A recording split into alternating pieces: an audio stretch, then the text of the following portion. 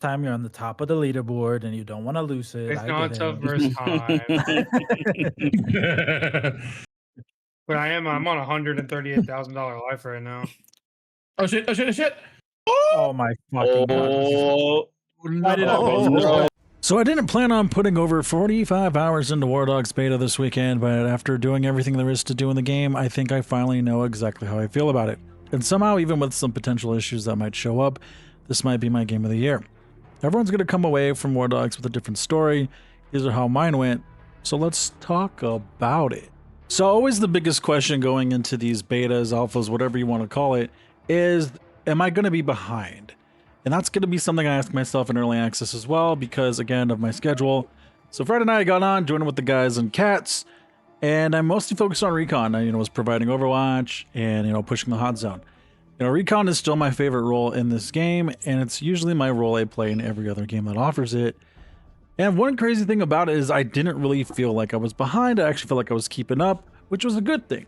Now, of course, let's say, for instance, I was a few days late. Who knows?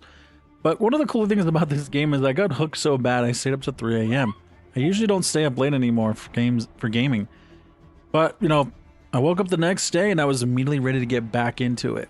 But there's a lot of funny moments that happened on the first night and I really enjoyed it. So Saturday's when I kind of ventured out of the recon box and did everything there is to do. Branched out to assault, medic, logistics, which is support, flying, driver, you name it, right? I did everything I could do. There was a point where the team needed supplies. They're like, hey, can anyone fly? And I'm like, sure, I got this. Now, just so you know, I'm not a very good pilot yet. I'm still learning. I just got a new flight stick, so I'm learning using that as well.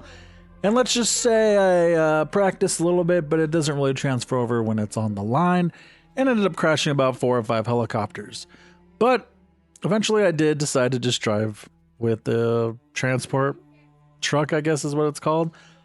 And yeah, I did my job and it was really fun just doing other things than just killing people. So eventually I did get to do tanks and the art tank, which Jesus, man, getting those things super early, I'm telling you, it's gonna suck for new players.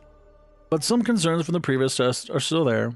But a few new things did show up. There was people building anti-air like pretty much outside of an HQ, which is kind of awkward. I know you could probably go around and do something else, but again, a potential problem. Maybe it's just easy to counter. Who knows? Probably the bigger question I think everyone asks maybe is just how is it going to be for players in the long run?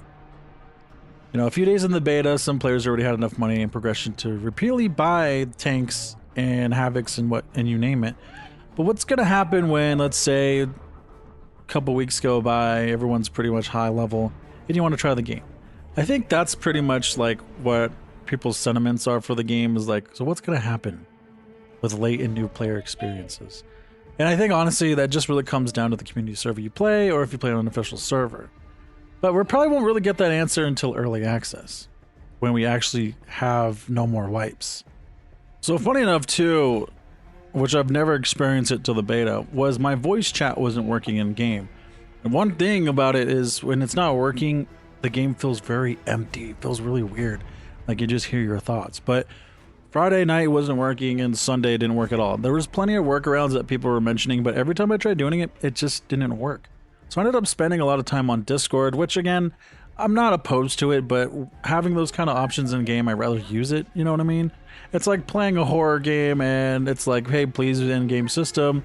You don't use it and you kind of ruin the immersion.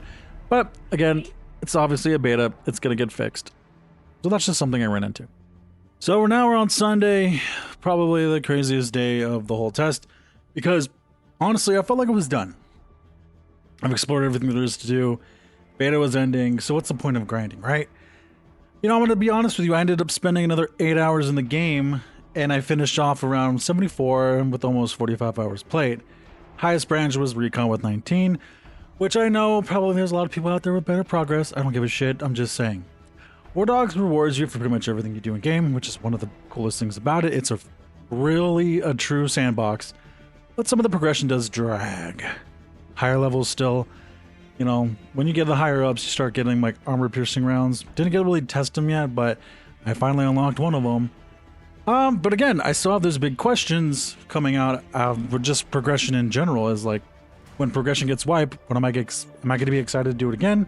And with my schedule, can I keep up?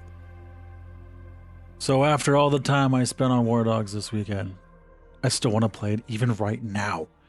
That's probably the biggest compliment I can give this game. It's not perfect. There are definitely some things that can use some tweakage, but when everything is firing on all cylinders, I've known and said this before, it's still one of the best multiplayer experiences I have had in years. Better than PF6. But right now, I'm going to say it, it's my game of the year. I already bought the supporter pack, so I'm in. And I will see you September 10th